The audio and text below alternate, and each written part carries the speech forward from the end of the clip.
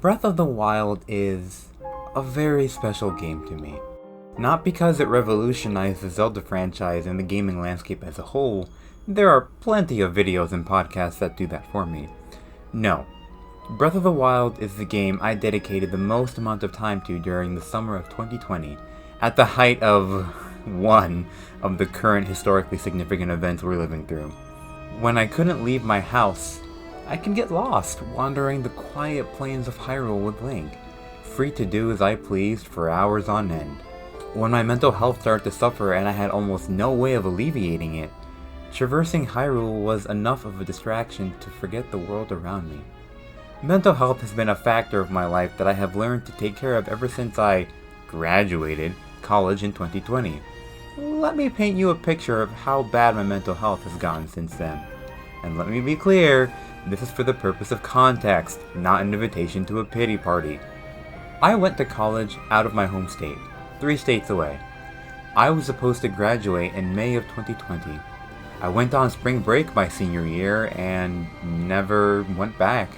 As such, all of the events I had anticipated since my freshman year, such as my graduation, being the first in my family to walk across the stage, attending a ceremony as a finalist for a literary prize, and the goodbyes I would say to my friends, I never got to experience.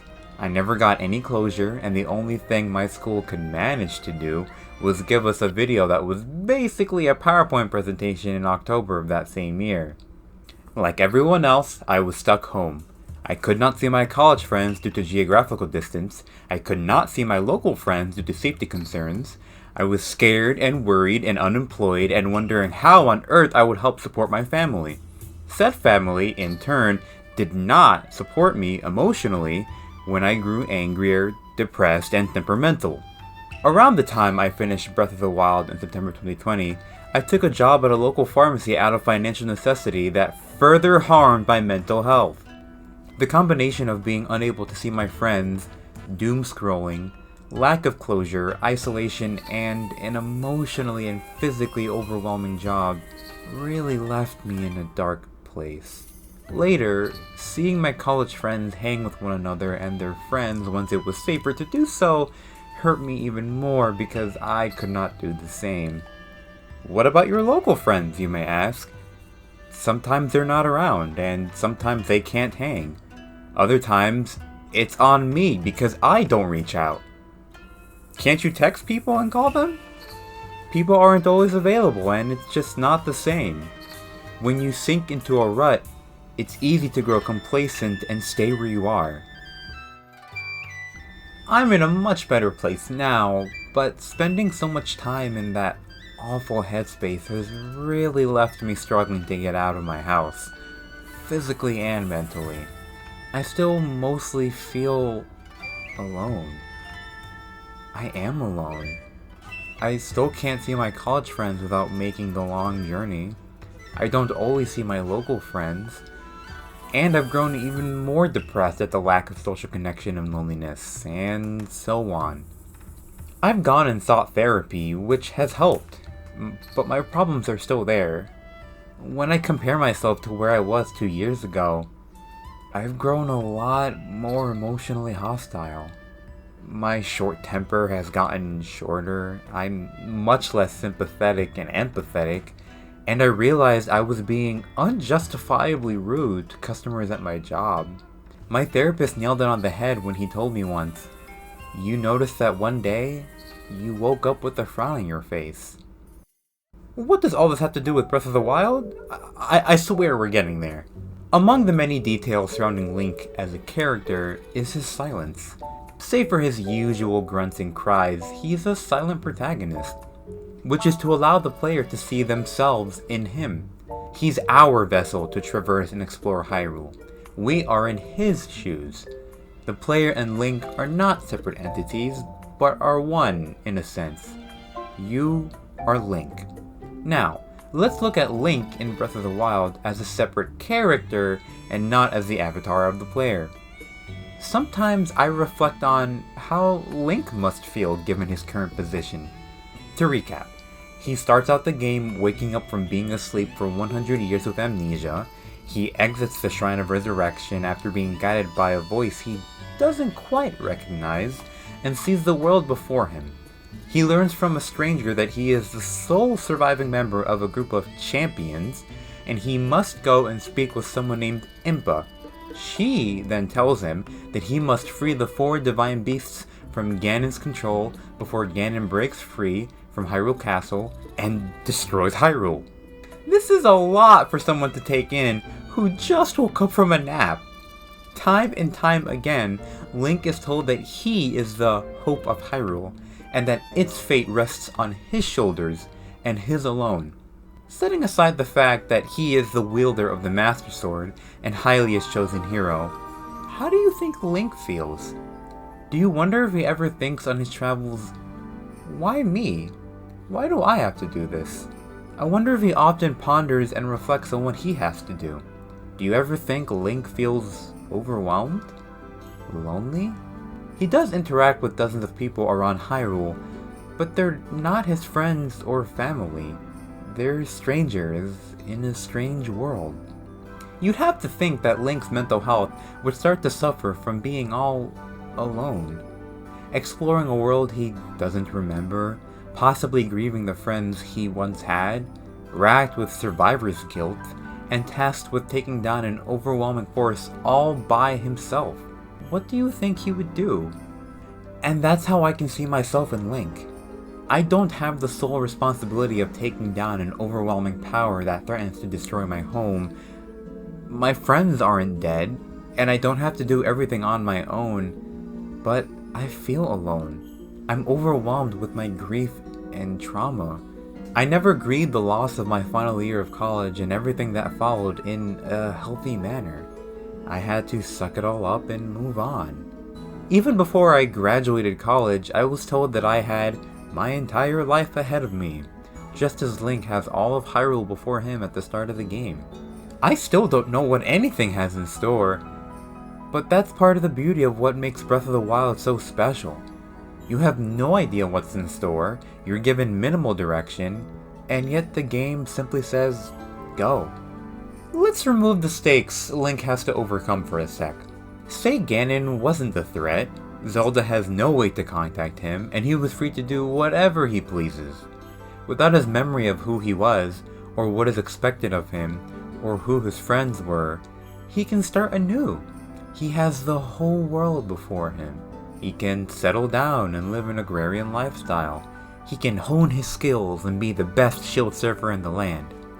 He can climb the tallest mountains and see how far he can parasail. He can travel the land searching for new recipes to create. There's nothing to stop him. He doesn't have to be Link, the champion of Hyrule, Hylia's chosen hero. He can just be Link, and he can determine who that is. And I think I can learn from that. Since the end of my college career, my emotional and mental health have suffered considerably. In my isolation and frustration, I feel I've lost my life's purpose. I've been so angry and sad that I don't really recognize myself anymore. During this time of solitude, however, I can ask, who am I? What do I want? Where do I go from here? I can reinvent myself, remind myself of what's important to me. It was easy to make friends and have adventures and know what career you wanted in college because all the people and resources were right there. I don't have that luxury anymore. It's all on me. Sitting around and moping about how it's unfair that my friends and peers have jobs and their careers and they're in relationships and they're so happy and I'm stuck here, that's not going to get me where I want or need to be. I need to take matters into my own hands and do what will benefit me. Here's an example. I have taken the initiative and sought therapy. After months of crippling loneliness, I'm slowly learning to leave my home and do things for the sake of not being home and enjoying myself in solitude. During my time in quarantine, I picked up new hobbies and started streaming and video editing, which has led to my YouTube and Twitch channels. I'm not going to forget who I was, but I'm going to remind myself of where I have been and what has happened, and where I am now, and where this next chapter of my life will take me. Link is not real, and neither are his problems, but mine are. I can't save the world, but I can save myself. I can do small things I need to do to ensure I don't implode. If life throws some dirt into the fan, I need to maintain my composure, quietly accept what has happened, or learn to do so, and move on. I need to remind myself to rest, that it's okay to rest. Remind myself that my life is my own journey, and things take time. Taking care of myself, even if it's a small step a day, is enough, because I am enough. And trust me, I don't believe that about myself nearly every day, but one day I will. Yet, it wouldn't be right to acknowledge that this is not without its challenges. You think it's easy to max out Link's stamina and health meters? Of course not. That takes time, effort, and 120 spirit orbs. I'm not going to be a better version of myself tomorrow. If it were that easy, this video wouldn't exist. It's a process, a journey of falling in love with myself, a journey of taking care of myself. Because if I don't do it, then no one will do it for me. Which is not to say that I have to do this all alone. Even if I don't see my friends all that often, they're still there. Even if I don't believe or see it at times, these are people who care about me, just as there are people who care about you. Use your own discretion, obviously, but let those who care for you help you. But you need to reach out. I need to reach out. They're not going to know you need help unless you say or do something. Reaching out takes energy and effort, and I get that, but sometimes that's all it takes. And I know this is coming off as cheesy, but I hope that in my approach to this topic, it can help you understand yourself and your identity too.